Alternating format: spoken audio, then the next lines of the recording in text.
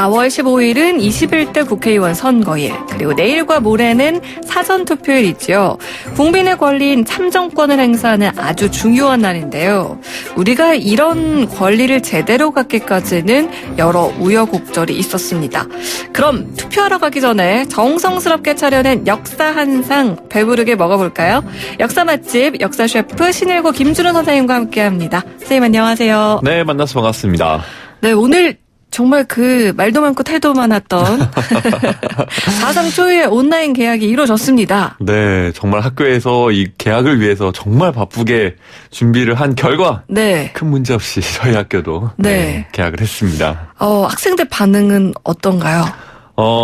일단 저는 이 학생들이 물론 고등학교 때문에 고3이잖아요. 네. 이렇게 방학이 좀 길어졌으니까 아침에 많이 늦잠을 자고 혹시 못 일어나는 학생이지 않을까 걱정을 네. 좀 했는데 거의 대부분 들어왔더라고요. 오, 네. 신일고 학생들.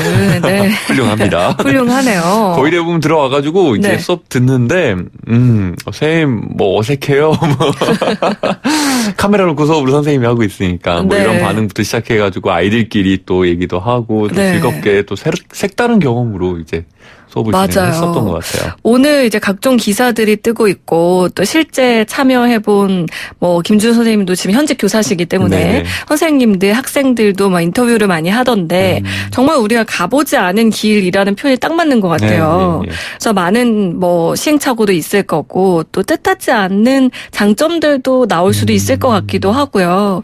네. 한번 우리가 일단은 시도를 해봐야 되지 않을까라는 네. 생각을 해봅니다. 그나저나 저희가 앞서서 퀴즈로도 내드렸는데 내일과 모레가 사전투표일이에요. 맞습니다. 네, 이번에는 특히나 이 모든 게 지금 코로나19 때문에 일어난 건데 네네. 이게 선거 분위기가 안 난다. 이게 투표하러 가도 안전한 거냐 뭐 이런 얘기들도 많이 하는데 좀 그래도 해야겠죠? 당연히 해야죠. 이 선거 분위기가 안 난다라는 말이 저도 실감이 나는 게 이맘때쯤이면 정말 막판 자신의 홍보를 위해서 거리에 나가면 유세 한창 할 때거든요. 그렇죠. 근데 저는 그 유세한 소리를 들어본 적이 없어요, 요즘에. 맞아요. 정말 그런 유세 차량도 거의 못 봤던 것 같아요. 저는 딱 한 번 봤거든요. 네. 그래서 아마 많은 분들이 좀 이게 선거가 하긴 하는 건가라고 그렇죠. 생각하시는 분들도 있을 것 같아요. 네. 그래서 오늘 선거를 독려하는 의미에서 오늘의 역사 요리, 선거 이야기로도 준비를 하셨다면서요. 네, 맞습니다. 이 본격적으로 시작하기에 앞서서 퀴즈 하나 내고 가도 될까요? 네, 오늘 이 역사 맛집에도 퀴즈가 있습니다, 여러분. 퀴즈 맞춰주신 분들 중에서 추첨 통해서 선물 또 전해드릴게요. 선물 대방출이고 있네요. 그렇습니다. 청취율 조사 기간이라서. 자, 문제 내주시죠, 선생님. 네, 지금 선거가 다가오고 있습니다. 이걸 듣고 있는 청취자분들은 대부분 투표를 할 수 있는 유권자일 텐데요. 그러면 유권자를 위한 날, 유권자의 날은 과연 몇 월 며칠일까요? 유권자의 날이 몇 월 며칠인지 맞춰주시면 되는데 사실 저도 정답을 모르겠어요. 오늘 이 역사 맛집 내용을 잘 들으면 힌트가 어마어마하게 숨어 있습니다. 아, 그래요? 네네. 그래서 지금 보기를 안 주시는 거군요. 귀 쫑긋해서 잘 들어보라고. 네, 유권자의 날 퀴즈 정답 맞춰주시면 됩니다. 샵 0945 우물정 0945번으로 문자 메시지 보내주시면 되고요. 짧은 문자 50원, 긴 문자 40원입니다. 모바일 어플 예스앱 채팅창, 유튜브 보이는 라디오 댓글창으로도 참여하실 수 있습니다. 선생님, 우리나라가 최초로 이런 선거가 이루어진 게 언제죠? 네, 최초의 선거가 이뤄진 거는 광복 이후라고 보고 있습니다. 네. 1948년에 선거가 치러지는데요. 이때 치러진 선거는 대통령 선거일까요? 국회의원 선거일까요? 아무래도 국회의원 선거가 먼저 되지 않았을까요? 훌륭하십니다. 네. 이 학생들한테 물어보면 대부분 다 대통령 선거라고 대답을 하거든요. 네. 네, 근데 역시나 국민들의 대표, 대의제 민주정치이기 때문에 대표를 뽑는 국회의원 선거가 제일 먼저 치러집니다. 그리고 이 국회의원들이 하는 일이 이 법을 만드는 거죠. 그래서 우리나라 근간이 되는 헌법을 만들라고 뽑은 국회의원이다 해서 재헌국회라고 하는데요. 네. 이 선거가 1948년 5월 10일 날 우리나라 첫 보통선거가 치러집니다. 네. 네, 이게 말 그대로 보통선거예요. 남성이든 여성이든 상관없이 내가 돈이 많건 돈이 없건 재산 정도와 상관없이 만 21세 이상이면 누구나 투표할 수 있는 우리나라 최초의 보통선거이기 때문에 굉장히 기념할 만한, 정말 기념할 만한 굉장히 의미 있는 중요한 날입니다. 네, 여기서 이미 선생님이 지금 센스 있는 분들은 바로 네. 아셨을 것 같아요. 정말 의미 있고 기념할 만한 날이 바로 우리나라에서 최초로 선거가 이루어졌던 날 1948년 5월 10일 그렇죠. 이었다고 합니다. 이게 다른 나라들하고 비교하면 어떤 편이었나요?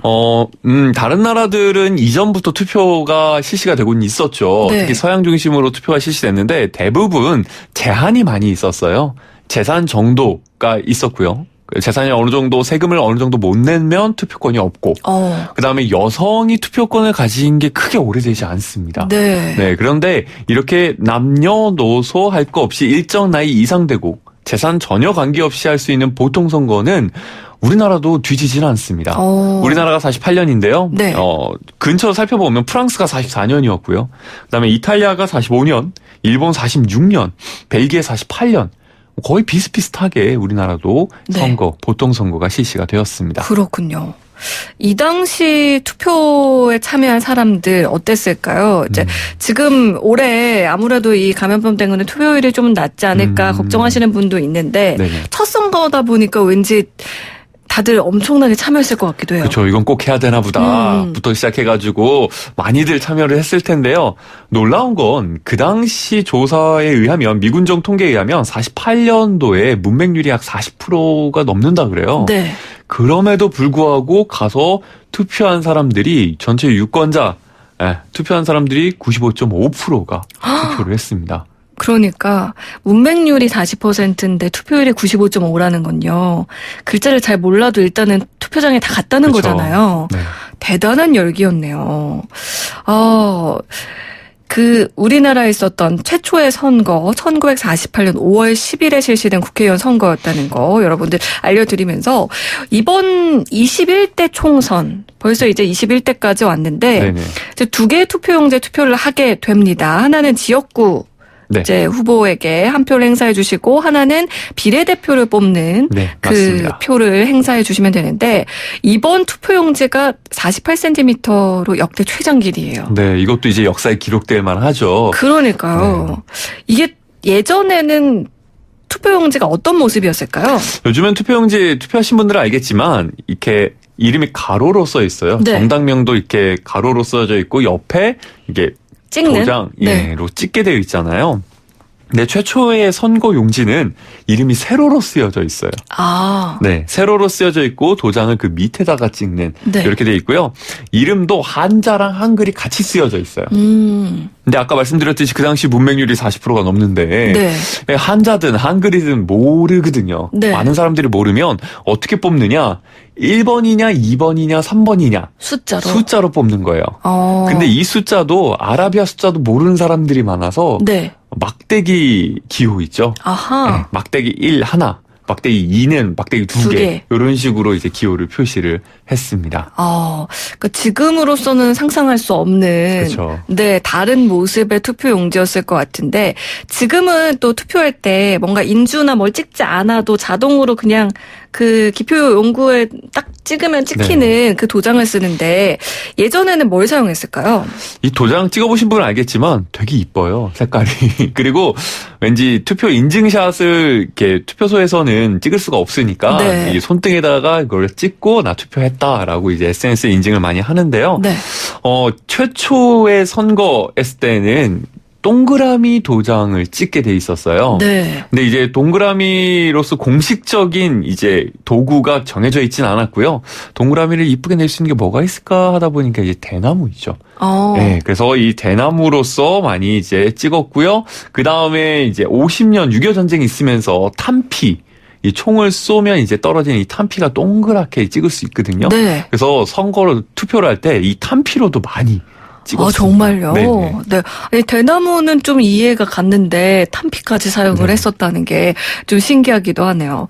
그리고 선거 당선 결과가 또 이제 개표 후에 네. 나오잖아요. 네네. 이제 나오기 전에는 뭐 유력, 뭐 확정 요렇게 나오다가 결과적으로 개표가 완료가 되면 네. 누가 당선됐다. 막 이렇게 해서 그걸 분석을 하다 보면 최연소 국회의원이 이번에는 누가 됐고 최고령은 누가 됐고 네네. 뭐 최다 득표자 네. 뭐 아니면 너무 근소한 차이로 이제 당선이 된 사람 누구 막 이런 분석 결과들이 쭉 나오잖아요. 네네네. 우리나라 역사상 최연소 국회의원 누구였을까요?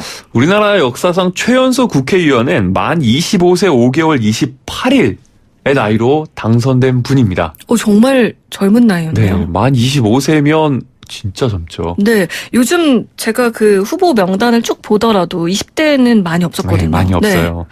이분 다들 아실 겁니다. 네, 누구죠? 전 김영삼 대통령. 아하. 네, 국회의원 최연소 당선 기록을 아직까지도 가지고 있습니다. 그렇군요. 아니, 저는 김영삼 의원 최다선 국회의원인 건 알고 있었는데, 네네. 최연소가 아직까지 깨지지 않았다는 게 신기하기도 하네요. 그러면 반대로 최고령 국회의원은 역사상 누구였을까요? 이 최고령 국회의원은 1992년 5월 30일 14대 국회 임시 개시일 기준으로 당선되었었던 문창모 의원입니다. 네. 만 85세 1개월 8일의 나이. 굉장히 고령이죠. 네. 만 85세, 그리고 만 25세에도 있었던 네, 거고요. 네. 그러면요, 뭐, 가장 많이 당선된 국회의원도 있을까요? 아까 말씀하셨듯이, 네. 김영삼, 네, 국회의원, 전 대통령이시자, 전 국회의원이셨던, 무려 9번이나. 구선이요? 네, 구선 의원입니다. 이 기록은 지금까지도 계속 깨지지 않고 있는데 한 분만 있는 게 아니고요. 그다음에 박준규 의원과 김종필 의원 이 세 명이 다 구선 의원으로서 가장 많이 당선된 기록을 갖고 있습니다. 그러면 최단기 국회의원 기록 반대도 있을까요? 이건 이제 한 번은 당선이 그렇죠. 된 건데. 한 번은 됐죠. 네. 국회의원으로서 활동한 기간이 엄청 짧다는 얘기잖아요. 엄청 짧죠. 네. 네, 그 국회의원 무려 4명이나 됩니다. 네, 그래서 정인소, 김성환, 김사민, 김종길 의원인데요. 네. 기간이 무려 3일입니다. 3일. 사흘. 네, 사흘이요. 이거 왜 이렇게 됐냐면요. 네. 1961년 5월 13일 날 5대 국회의원 보궐선거에 출마해서 당선이 됐어요. 네. 그래서 14일 아침에 당선인으로 결정이 되어서 의원 신분을 얻었는데 61년 5월 16일 5.16 군사정변이 일어나죠. 네. 이게 일어나면서 국회를 해산시키게 되거든요. 그러면서 단 사흘 만에 국회가 해산돼 버리면서 국회의원 신분을 이제 잃어버리게 된 것이죠. 어머나. 저는 이제 그냥 추측하기로는 무슨 선거법을 위반했거나 그쵸. 뭐 이런 생각을 했는데 그랬군요. 5.16 군사정변으로 네, 좀 국회가 역사적인 해산되면서. 배경이 있습니다. 그렇군요. 그리고 아까 이제 여성도 함께 이제 선거를 하게 된 보통선거가 네. 이제 참 의미 있는 날이다라는 얘기를 해주셨었는데 우리나라 최초의 여성 국회의원은 누구였을까요? 네, 이것도 굉장히 좀 의미가 있겠죠. 생각보다 일찍 당선이 됐습니다. 최초의 국회의원 선거가 48년 5월 10일이라 그랬죠. 네. 그때는 없었는데 그때 빈자리를 메꾸는 보궐선거가 49년 1월 13일 날 이루어집니다. 네. 이때 경상북도 안동에서 실시한 보궐선거에서 임영신 의원이 당선이 되었고요. 네. 네, 2대 국회에서도 재선에 또 성공을 하게 됩니다. 그렇군요. 네. 아니, 올해는 지금 또 투표율이 좀 낮지 않을까 걱정하시는 분들도 많은데 이번 선거에서는 선거법이 좀 바뀌다 보니까 만 18세부터 네. 선거가 가능해지잖아요. 투표가. 네네. 고3 중에서 생일이 이미 선거 이전에 지난 친구들이면 투표가 가능한데 그렇죠. 좀 그것도 투표율에 영향을 미칠까요? 미치겠죠. 전 미친다고 생각하고요. 네. 이게 처음 투표라는 게 굉장히 의미가 있어요. 우리가 48년 5월 10일 첫 투표이기 때문에 굉장히 의미가 있고 95.5%의 투표를 기록했다 그랬잖아요. 네. 이 고3이 된 친구들도 지금 코로나 때문에 정신이 없고 입시 때문에 정신이 없을 시기지만 네. 내게 주어진 첫 투표를 이렇게 날린다? 어. 이건 조금 마음이 찝찝하거든요. 네. 그리고 학교에서도 이제 교육을 하고 있고요. 네. 그렇기 때문에 많은 이제 고3 학생들도 가서 투표에 동참하지 않을까 이렇게 기대를 좀 하고 있습니다. 네. 이제 첫 투표다 보니까 설레는 마음으로 또 그렇죠. 하지 않을까라는 네. 생각이 듭니다. 아까 저희가 퀴즈를 하나 내드렸어요. 유권자의 날이 언젠지 맞춰주시면 되는 거였는데 보기가 없음에도 많은 분들이 정말 정답을 훌륭하십니다. 보내주셨습니다. 보통선거라는 것이 우리나라가 진정 민주주의라는 걸 실감하게 됩니다. 진정 내 소중한 한 표 이번에 꼭 행사해야겠어요. 라고 2738 청취자님도 보내주셨고요. 네네. 그리고 오늘 이제 방송을 들으시면서 이날이었군요. YTN 라디오 정말 유익하고 유쾌한 방송입니다. 6817 청취자님도 보내주셨고 그 외에 많은 분들 정답 보내주셨는데 정답이 몇 월 며칠이죠? 유권자의 날? 정답은 5월 10일이 되겠습니다. 네. 5월 10일 유권자의 날인데요. 이날 어떤 날인지 선생님 설명해 주세요. 네. 이 선거의 의미를 되새기고 투표 참여를 독려하기 위해서 2012년 중앙선거관리위원회에서 제정한 법정 기념일이 되겠습니다. 네. 그래서 5월 11일 유권자의 날로 지정하고 유권자의 날로부터 한 주간을 유권자 주간으로 명시하고 있습니다. 네, 그렇습니다. 오늘 또 정답자 중에 추첨 통해서 저희가 선물 전해드리고요. 선생님 오늘 이제 선거 앞두고 이제 과거의 선거 모습들. 네, 기록들 좀 살펴봤는데요. 마지막으로 한 말씀 해주시죠. 네, 이 한 표가 굉장히 중요합니다. 보통 많은 사람들이 알고 있기에 2차 세계대전의 원흉 히틀러, 나치당을 네. 이제 갑자기 뭐 쿠데타라든가 독재 권력을 잘못된 방법으로 잡고 독일을 이제 전쟁으로 휘몰아쳤다라고 생각하는 사람들이 있는데요. 사실 나치당과 히틀러는 투표로 인해 가지고 정권을 잡게 됩니다. 그 당시 독일 국민들이 나치당을 전폭적으로 지지하면서 투표를 던졌거든요. 네. 그렇기 때문에 2차 세계대전의 책임을 히틀러와 나치당한테 모는 것이 아니라 독일 국민한테 이제 얘기를 하게 되는 거죠. 우리나라 국회의원 선거도 굉장히 중요합니다. 많은 사람들이 이제 정치를 기사를 보면서 이제 국회의원들에 대해서 쓴소리도 하고 나 저 맨날 싸우기 때문에 난 투표할 생각이 별로 없어 이런 사람들도 있는데요. 우리가 적극적으로 투표를 해서 뽑힌 사람들이 어찌 보면 이 국민의 수준이라고 볼 수가 있습니다. 갑자기 좀 부끄러워지네요. 네, 그래서 그 국회는 그 국민의 수준이기 때문에 우리가 정말 힘써서 깨어서 투표에 힘을 쓰는 그런 날이 되기를 간절히 소망합니다. 네, 이번 선거 정말 소중한 한 표 꼭 행사해야겠습니다.